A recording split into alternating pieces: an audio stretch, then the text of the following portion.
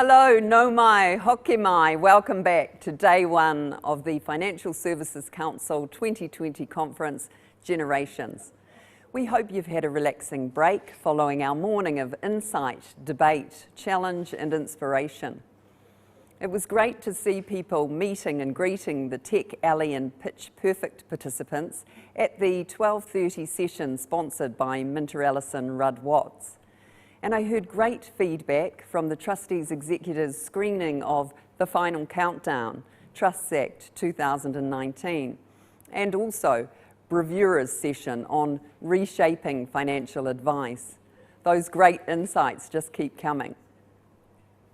Thank you for joining us for the next hour, where the focus of our breakout session spans right across the sector. In the insurance breakout, we have a star-studded panel discussing how we must tackle the customer agenda. And in the Generations stream, our speakers address the incredibly important topic of well-being.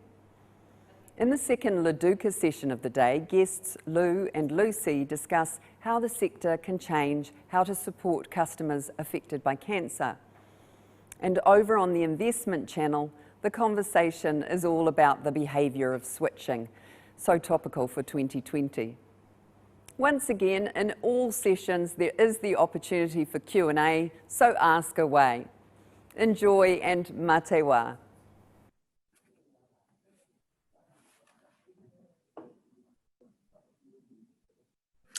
Good afternoon, all. A warm welcome to all who have joined us today for the day one sundowner session. And we sincerely hope that you've had a good conference so far. My name is Chris Hutton, Chairperson of LADUCA Auckland. And I'm joined today by Lou James of PINC and Steel, the CEO and founder, and Lucy Hartley, Claims Service Manager at Swiss Re. Cancer is one of those words that strikes immediate provocation in our thoughts. Some of us have experienced its effects through family and friends, or some people may have personally dealt with it. Whether we are looking at this through the lens of healthcare or financial risk, the impact is nevertheless impactful.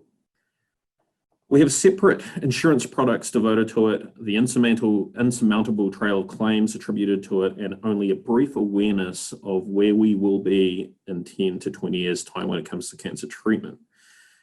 We don't often discuss in the insurance realm, however, is rehabilitation and the importance that it can have on both the clients we manage as well as how this may shape our guidelines for underwriting and claims.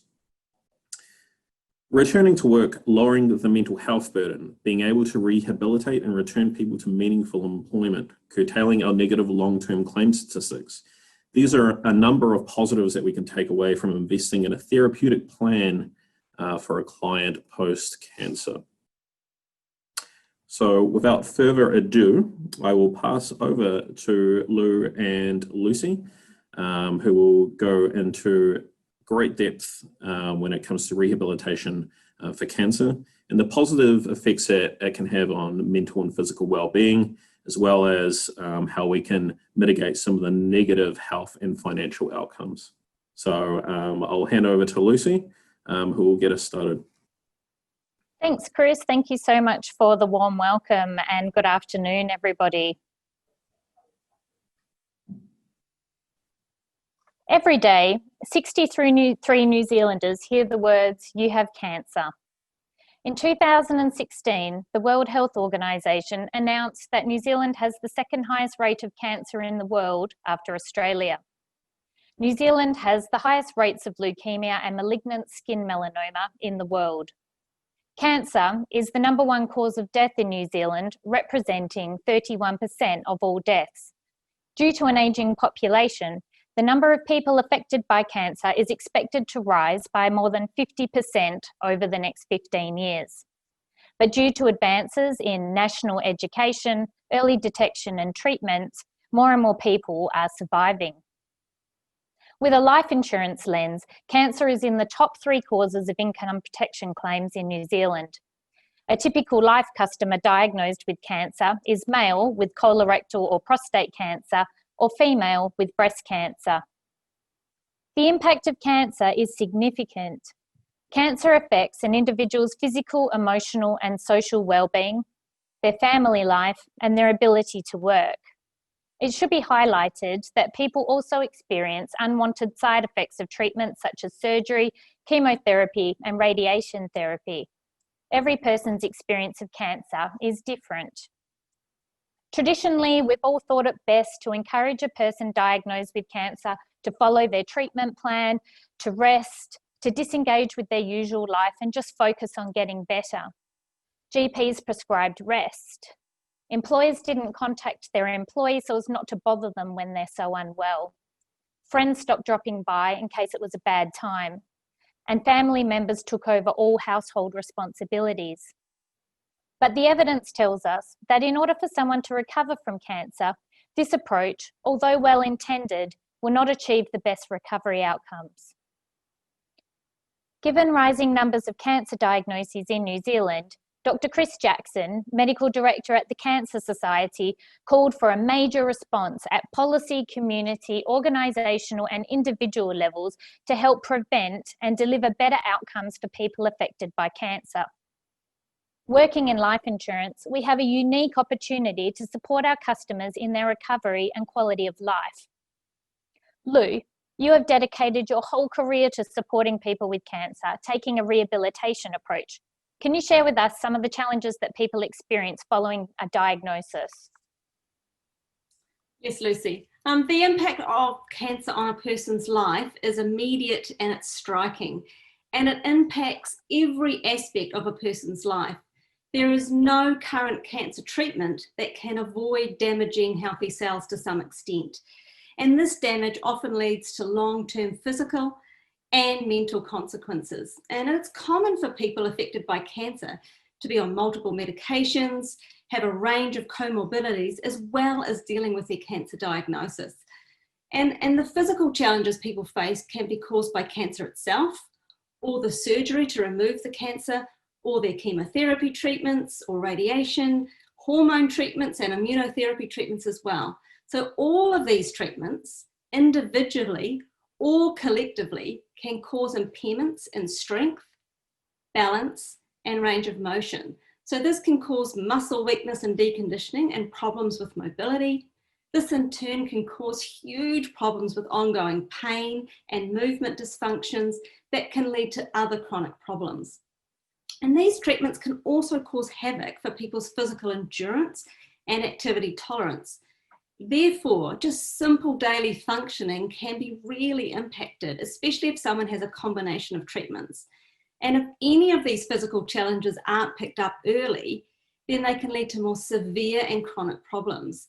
For example, deconditioning, which is such a prevalent problem for people affected by cancer, has a very vicious cycle. Deconditioning can cause multiple issues and cascade to dependency if not addressed. And the less people do, the less people are capable of doing, and it just gets worse, to the point where some people can't walk to the letterbox. And the onset can often be really subtle, and often people won't acknowledge this in self-reports.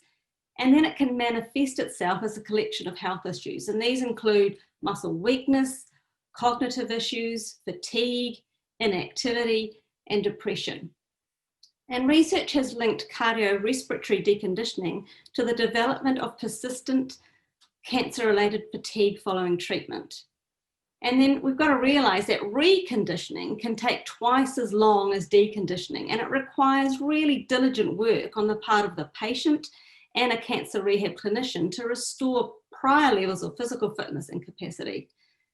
So if people are left to get really deconditioned before they get support, it can take a long time for them to recover.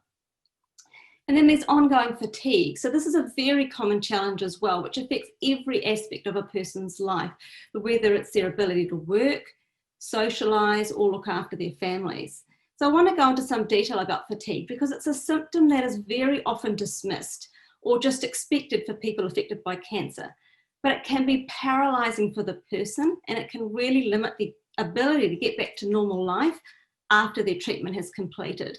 So the symptoms of fatigue include daily lack of energy, and unusual or excessive whole body tiredness that's not relieved by sleep.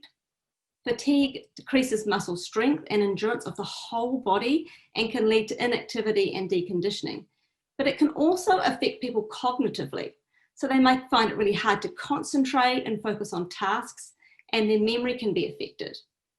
And it can also affect people's behaviour. So fatigue can reduce the amount of hours people can work. It can mean they have more time off sick or have less engagement in their favourite activities. And fatigue can also affect a person's emotions. It can lead to frustration, irritability, and depression. So these are just some of the physical challenges people diagnosed with cancer face. So let's look now at some of the emotional challenges. So an individual facing cancer often has to make significant adjustments to family life during treatment and experiences challenges not only to their role, but to their sense of self. They may also have to adjust to changes in their body and appearance. This can have a huge impact on their self-confidence. Many live their lives fearful cancer will return and are paralysed by a sense of what next. So every little symptom that they experience can throw them into anxiety about their cancer recurring. And a lot of people also struggle with depression. There are also social challenges, and relationships can be tested, and people often feel very, very isolated when they're affected by cancer. And there's also really often financial implications and employment implications of cancer treatment and survival. So some people can't remain in the job that they had before their diagnosis.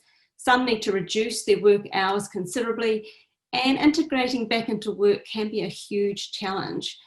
And there's also several long-term health challenges that people face. So compared with people that have not had cancer, cancer survivors have an increased lifetime risk of developing cardiovascular disease, diabetes, osteoporosis, functional decline, having a cancer reoccurrence, and getting a new primary cancer.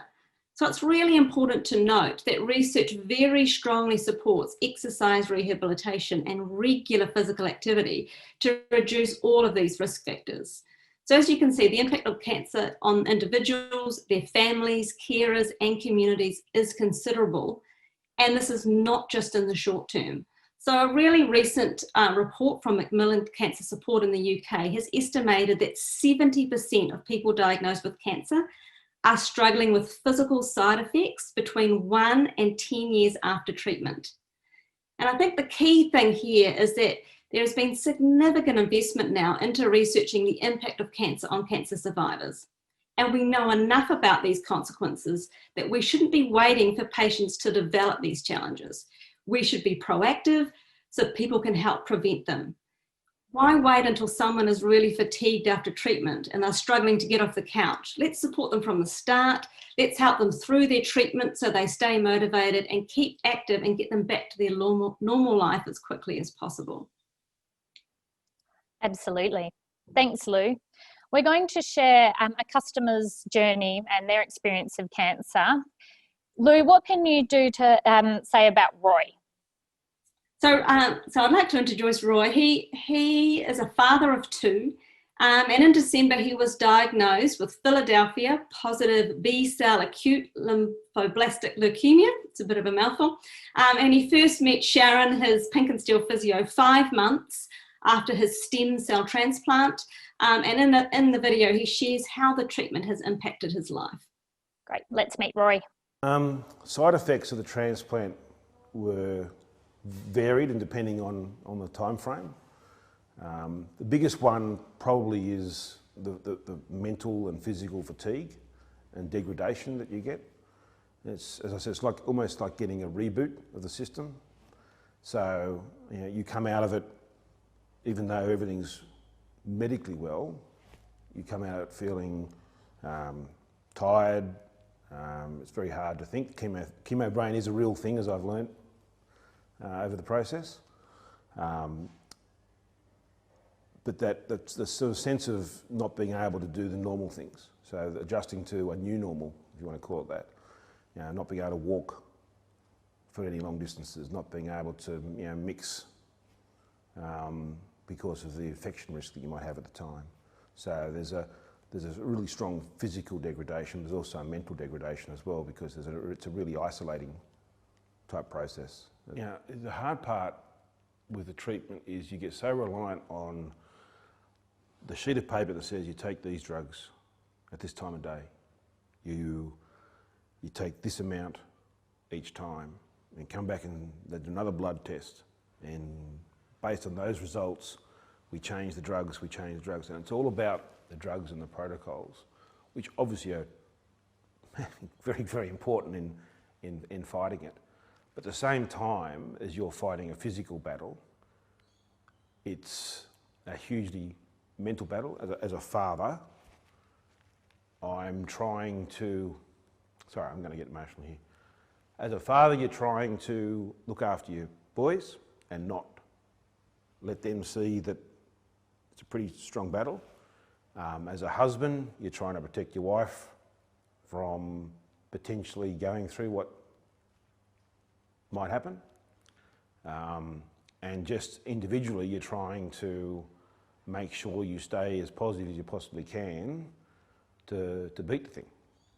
And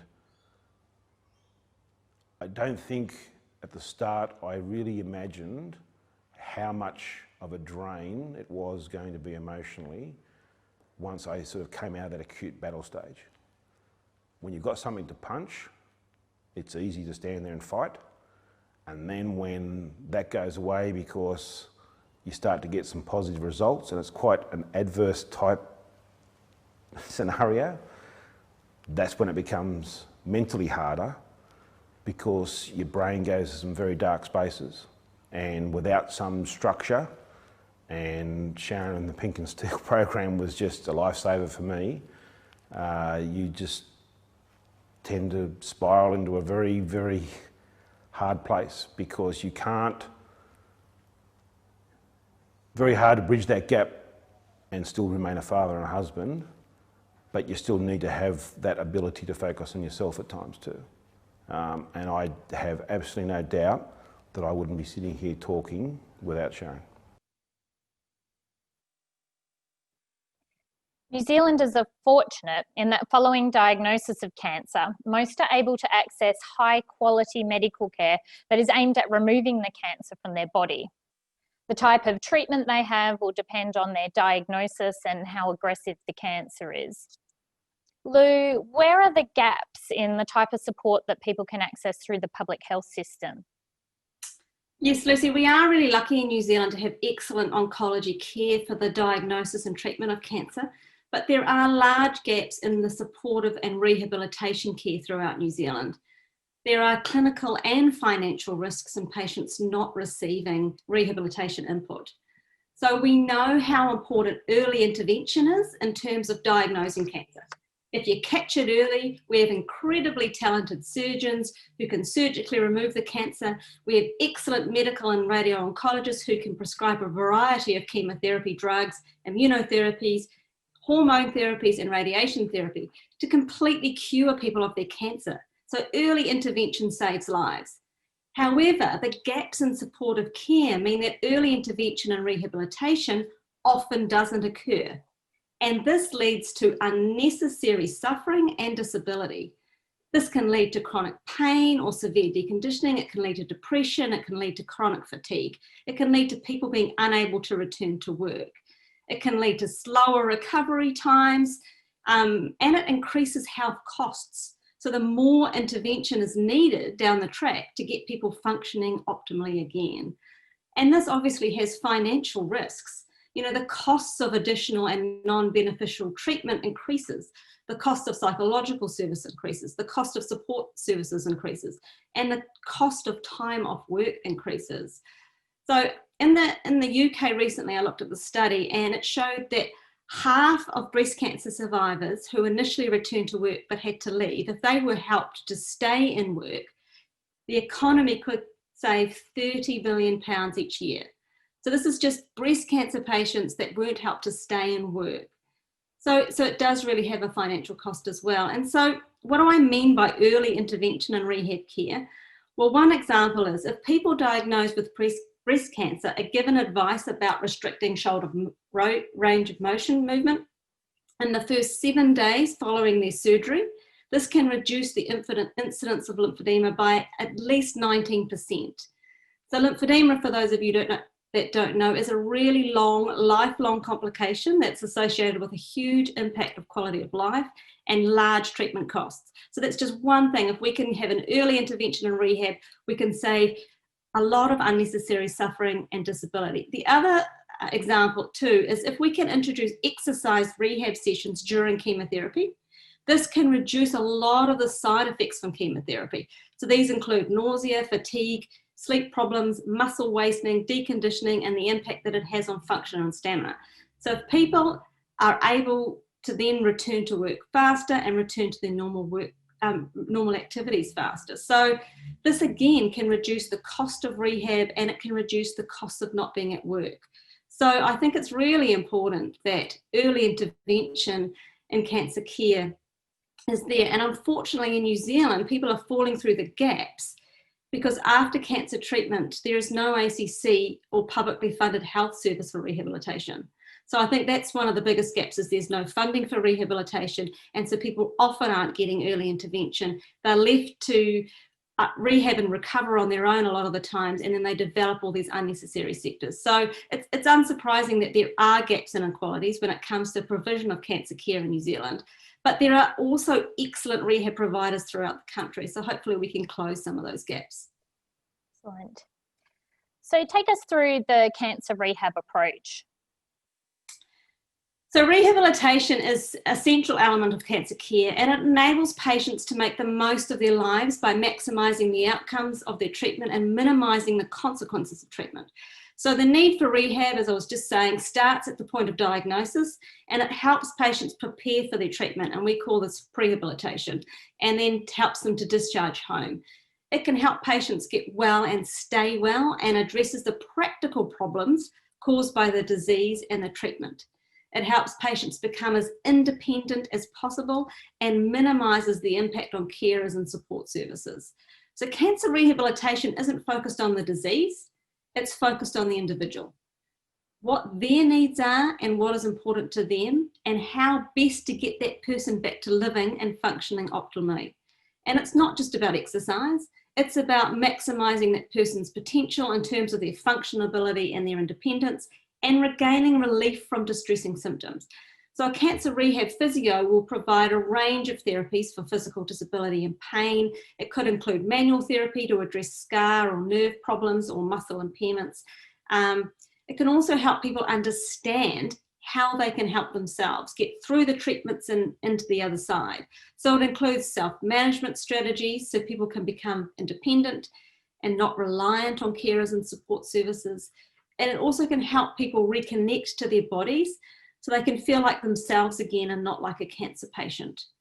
So the recovery of cancer is different for each individual. So the rehabilitation of cancer needs to be different for each person as well. And it depends on the stage the person is at in their treatment and how they are recovering. So I think many people misinterpret cancer rehab as something that occurs after cancer treatment is finished and is only required by a selection of individuals. However, there are 4 recognised phases of cancer rehab which illustrate how rehabilitation spans the entire treatment pathway and contributes to a range of positive outcomes. So there's a pre-op phase, and that's when we assess a person's function, their current exercise habits, their prior physical impairments and other comorbidities, and this establishes a baseline from which to follow the patient and detect change over time. And if people know what to expect and they know how to help themselves and they know when to seek support, then their outcomes are greatly improved. So prehabilitation is really important. The next phase is post-op, and this is obviously following cancer surgery, and it helps people with things like excessive swelling, scar tissue, lymphedema, avoiding some of the post-op complications that people can have, and helping them regain strength and movement again. Then also rehabilitation can occur during treatment, and there's really good evidence now that if people are prescribed appropriate exercise during treatment, they'll experience less side effects of treatment, have less muscle wasting, less deconditioning, less fatigue, less anxiety and depression. I mean, that's huge. So, you know, the better shape they're likely to be at the completion of their treatment. So that's really important if anyone's wanting to get back to work or even just look after their family after their treatment. And then there's also the after treatment phase that we can't forget about, because some of the side effects of cancer treatment only occur once the treatments have been completed. So this is designed to deal with the late effects of treatment and restore physical functioning so people can have a sustained return to work. And there's really good evidence now to show that if people are engaged in regular physical activity, they are decreasing their chance of a cancer reoccurrence by at least 35%. So it's really important also for survival. So medical treatment may save people's lives, but cancer rehab is there to give people their lives back. And I think we owe it to all patients to give them the best possible chance of dealing with the impacts of their treatment and of enjoying the best possible quality of life afterwards. Thanks, Lou. So as Lou's mentioned, when working with customers who have been diagnosed with cancer, it's important to take a holistic view of their recovery. It may take a multidisciplinary approach to support someone return to living and functioning optimally. So we have a cancer rehab toolkit on the next slide, which outlines different elements that may support recovery. Customers should be viewed in relation to their individual challenges, and support should be tailored to meet their needs. So, for example, right at the front there is exercise, and I think Lou's mentioned this several times now because of how important it is at all stages of cancer recovery. And interestingly, a position statement on cancer and exercise was published by the ESSA, the Exercise and Sports Science Australia industry body, which talks about people needing to actually have moderate to high intensity levels of exercise. So that's not just going for a stroll, that's actually getting the heart rate up and getting sweaty. But as we said, exercise should be tailored to the individual and their needs. Psychological support can be really helpful to provide cognitive behavioural strategies to help manage symptoms of low mood, fear and anxiety. And it can also be really helpful for someone experiencing cancer to have that sort of external party to speak with that's outside of their usual family and social networks. Nutrition advice can be really helpful. One of the main byproducts of chemotherapy is nausea. So having some advice from a dietitian in terms of what to eat and when can be really helpful. Fatigue management can help with pacing energy over the course of a day or a week and slowly grading activity levels over time. Pain management can help with managing muscle weakness, tightness of skin and pain following surgery. And health coaching, which is probably something that everyone can benefit from, but would provide support with positive health routines around sleep hygiene, exercise, diet, stress management and self-care. Return to work support is really important in this context. So often on claim, we will see someone who has been diagnosed with cancer, an employee that has become disconnected from the workplace. So from the employer's perspective, they might be thinking, this is a very serious illness. I don't really want to bother my team member whilst they're so unwell, while they're having this treatment. I'll just leave them to take care of themselves. And from the employee's perspective, they might be thinking, wow, I've worked for this employer for some time. I haven't even been contacted by my line manager. I don't even know if my job's still open to me. So by putting something as simple as an employer contact plan in place to keep the employee and the employer or their line manager connected on a regular basis, it can just make that return to work seem less daunting and also to occur at the earliest opportunity. And there's also a lot of benefit from group support, so bringing people together who are going through a similar lived experience. And Lou, I know that PINC still offered tailored group programs such as Paddle On, which I understand is a paddleboarding group that's offered to people with cancer. Can you tell us more about that? Yes, we found real benefits in the group support here in New Zealand, and we offer a Paddle On program which has extremely good results. So people often are really scared of the water. They may be even really scared of paddleboarding. They've never tried it before. So this program helps get people outside helps them get exercising in the fresh air, helps them get surrounded by people that have had similar kind of problems. And it focuses on strengthening all the areas that might have been affected by the cancer treatment. So it works on people's balance, it works on people's upper body strength, lower body strength, core strength, works on their stamina, and it's a really fun environment. And I think that the most exciting thing for me is seeing the transformation. So we see people that are often really lacking in confidence to start with, lacking in strength, getting really confident on the board and developing great friendships through the program, and lots of great stories of people then going on to buy their own board and be part of a community of paddlers. So they're having that real lifestyle change, which is what we're after. Yeah, it's great. So we're going to show another customer video now, and we're going to introduce you to Hadley. And I think Hadley is a good example of someone who had a very physical job to return to following his recovery from cancer. So Lou, what can you tell us about Hadley before we introduce him?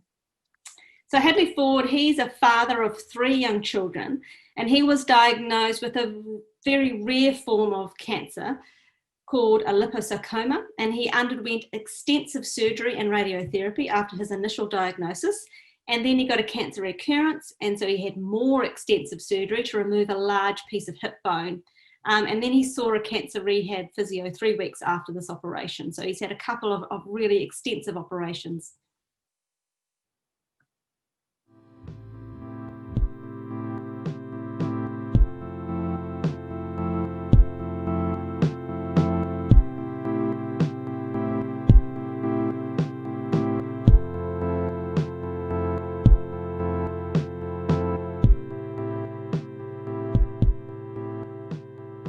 My name's Hadley Ford.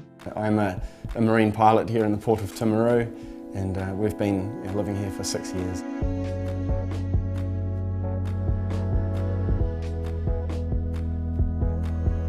It's a bit of a bombshell. There's no kind of soft way to have cancer or to tell people you have this. When you are diagnosed with these things, you really do feel like it is a race against the clock. There's a level of anxiety that you just want to get the treatment started and to know that you're actually, fighting it at that stage, because you do feel relatively helpless, just going between tests and prodded with injections. After my first surgery, all of my side was almost completely in stitches. I would have had at least over 100 staples, and the skin was very tight, and I had very little movement. I couldn't put my socks on, I could barely get in and out of bed, to be honest. Everything was a struggle, you name it. When I had a recurrence, I had to remove some hip bone, and it was about 10 by 6 centimetres of the actual bone that was taken out, so it was a huge chunk of bone. It was obviously a very painful experience. My brain would be telling it to move, and it wouldn't even budge. So I had a number of physio exercises to actually help assist with that, and I found within a week or 2 weeks I actually started to make kind of baby steps. And then just maintaining that physio, the range just increased massively until I almost felt normal again. As it got better, I went from the 2 crutches.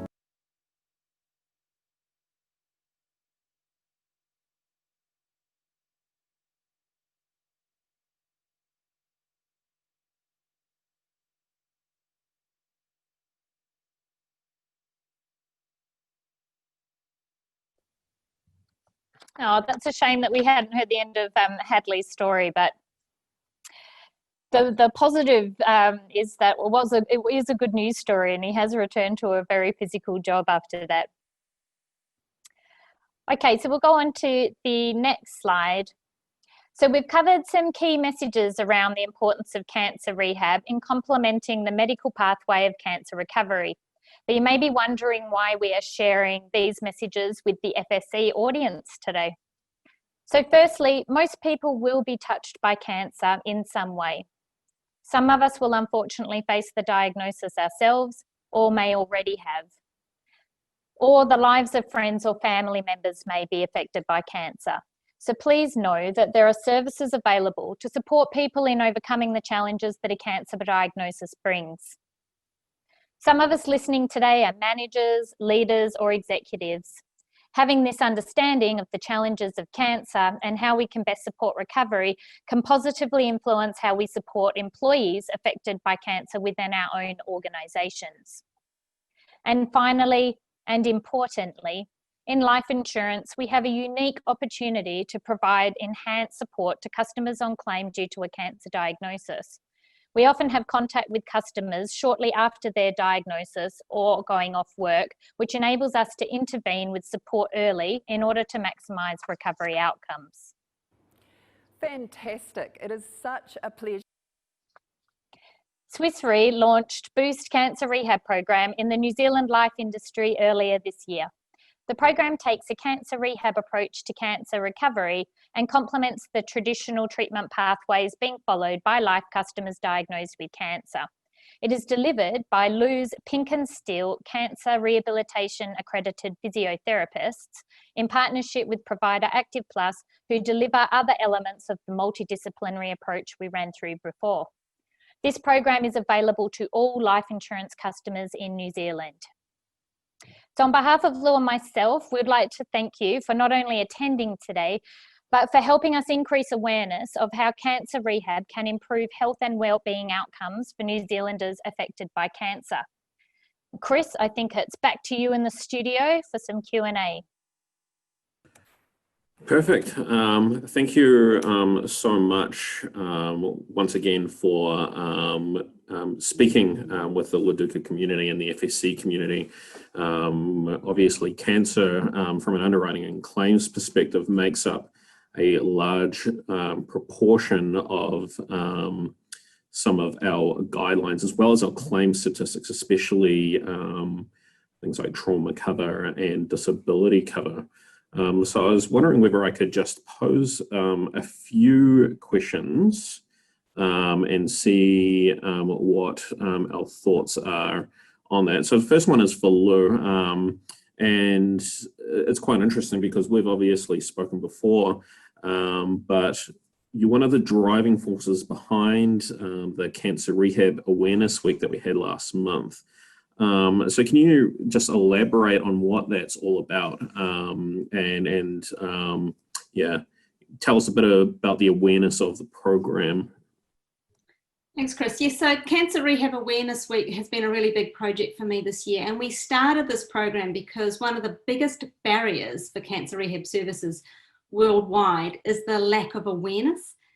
People don't put the words cancer and rehabilitation together, and they don't understand necessarily what rehabilitation is for. So I think the focus with cancer is generally on the treatment, and the treatment is vitally important, but there is not much talk or chat about the recovery from it. So Cancer Rehab Awareness Week was all about spreading as much information as we could out there about the benefits of cancer rehab, so no one misses out. And we work with organisations around the world to help spread this information, to help encourage people to support their loved ones, to support family members, to support their neighbours, to support work colleagues, that if they had had cancer, they should be getting cancer rehabilitation. So that it's more talked about, that it's more accepted, and that people are looking for it in their communities, because it can benefit both physical health, it can benefit mental health, it can benefit people being able to get back to work, it can benefit families, and it can benefit finances. So we think sharing that message of the importance of it and making sure if you know someone that's affected by cancer knows about it was really important. Excellent. And just, I guess, elaborating on that point a bit, whenever, I guess, from as an underwriter, or even when we're assessing a claim, we look through medical notes and we see oncology care, a lot that's brought up there. So where does the oncologist fit within all of this whole framework? Is there much of a referral process between the diagnosis stage and the treatment stage to a rehabilitation program? So there are a number of oncologists in New Zealand that are now referring to cancer rehab physiotherapists for an assessment of the appropriateness of rehab and exercise for them. And this is because physios are experts in the physical and functional assessment, and oncologists, that their focus is obviously on the treatment prescribing the right drugs and eliminating the cancer. That their focus is not on the functional ability of the person or the impact that that treatment is having on them, which is the physio focus. There are a number of oncologists referring, but unfortunately the pathway is not automatic. And I think some figures show that the number of oncologists around the world referring is about 5%, which is really, really poor. But this hopefully will change because of the amount of research. So most people know about the importance of cardiac rehab. You know, if someone has a heart attack, they get referred to a cardiac rehab program. But there is now more evidence in exercise oncology about the importance of exercise for someone affected by cancer than there was for cardiac rehab when that became a normal standard process of care. So there's a hope that this will become a normal process of care, but at the moment it's not. And that's one of the reasons we started that awareness week, because it's not normal that people are necessarily referred to rehab. They are often referred after, when a problem is developed. But as I was mentioning earlier, this is often too late. This does mean the person has already been suffering, and it takes a lot longer and costs a lot more to get that person back to health again. So yeah, there are oncologists referring, but not enough. Oh, Lucy, just I guess a question to you. And we had a session earlier in the day around about disability income and some of the challenges that we're facing in that area. One of the things that came up was long-term claims, and from some of the data that I've seen, even anecdotally, people that have had primary cancer disability claims quite often go into mental health, long-term mental health claims. So do we have any, I guess, data so far that rehabilitation has, I guess, given us better outcomes on long-term disability claims? Yeah, Chris, you're absolutely right that, and as Lou has mentioned before, that if we don't have the opportunity to intervene early, or somebody isn't able to access the appropriate support they need early on following diagnosis, then some problems that hopefully would have been sort of more nipped in the bud become sort of more chronic and long-term. And I think things like mental health, as you said, is a really common condition that we see people experiencing long after they've been discharged by their oncologist. So unfortunately, the amount of data that we have in the life industry is not where we would like it at, especially around capturing comorbid conditions or secondary conditions. But in terms of our cancer program, one of the goals is to actually measure the impact that this cancer rehab approach will have on disability income claims. So we're measuring outcomes in relation to recovery and return to work, and hopefully by promoting recovery and return to work, a byproduct of that is that will have a positive impact on claims experience in relation to shorter claim durations. But in addition to that, we really want to capture whether we've been able to make an impact on people's function. So at the assessment point, that we establish a baseline in relation to their levels of function, and that's both physical and psychological and biopsychosocial. So we're using a special tool called Positivum, which also captures where that person is in relation to a number of biopsychosocial factors, and then we will post-test at the end of the program. So in the event that that person wasn't able to return to work, that hopefully we'll be able to see that the program or this rehab approach has been able to make an impact in terms of quality of life measures. Swiss Re is also supporting an important piece of research across Australia and New Zealand in breast cancer rehab research. So we're looking, it's being sponsored or funded by the National Breast Cancer Foundation, and we're also looking at, within a life insurance context, the impact that cancer rehab has had specifically on breast cancer customers. So any breast cancer customers that enter the Boost program in New Zealand will also be invited to participate in that research, and we hope to be able to present some really positive results early next year, but so far there's some really positive indicators there. Excellent. Lou, just on, and, you know, the reality is, especially with cancers, you know, some people make it out the other side, like luckily for the two cases that we touched on in this presentation. But often some people don't. So is there a use or is it helpful for people that are under palliative care or that their diagnosis is terminal when it comes to cancer rehab? Yeah, how helpful is it? Yeah, Chris, it's absolutely helpful. And I think one of the great things about treatment now is even when people are diagnosed with a terminal disease, they are living a lot longer. So people are living a lot longer with advanced cancer, but they often generally suffer more symptom distress and have more functional implications of their disease and need more rehab support actually to manage these effects. And I think that it's really, really important that people with advanced cancer are helped to live well for as long as possible. So cancer rehab for them really means finding out what living well means for them as an individual and helping them achieve it. So whether it's being able to stay independent for as long as they can so they can play 9 holes of golf, even if that means using a buggy, even if, whatever that means for them, then cancer rehab can help people do that for as long as possible. For some people, it's so important that they can do the simple, normal things that make them feel normal, like cook their own meal or have their own showers and staying independent for as long as possible. So rehab is needed to maintain a level of strength, to maintain a level of stamina so they can actually be independent.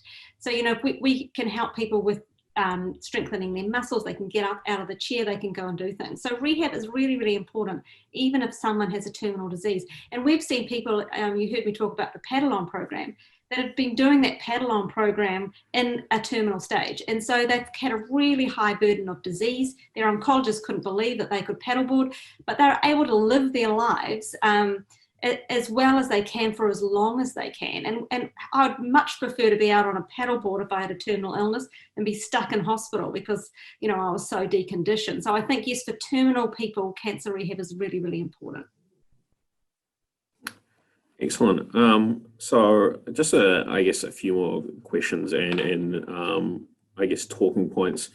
So rehabilitation, especially in Australia, for insurance, is quite a big thing. So often over here we talk about underwriting and claims, but over in Australia we talk about underwriting, claims, and rehabilitation. So it's relatively new, I guess. It's not as ingrained as it is in Australia. Are we seeing, I guess, just elaborating further on the results, but are we seeing further differing results in the Australian market and the New Zealand market when it comes to rehabilitation for claim statistics, Lucy, or are they relatively the same? Sorry, are they different or the same? Sorry. I can't say I've seen a comparative study between Australia and New Zealand. Sorry, Chris. I love how you say that rehab, it's claims, underwriting and rehab. I love that you said that. So thank you so much. I mean, I think rehab plays a really important role in claims management in New Zealand. Also, I certainly see it used across all of our clients in the industry. One of the key differences between our life industries is that in New Zealand you can pay for treatment, medical treatment that is, which we can't in Australia. So we have to be a lot more creative about how we can influence the treatment pathway that someone has access to, and that may be dependent on what they can access through the public system, or they might have private health insurance.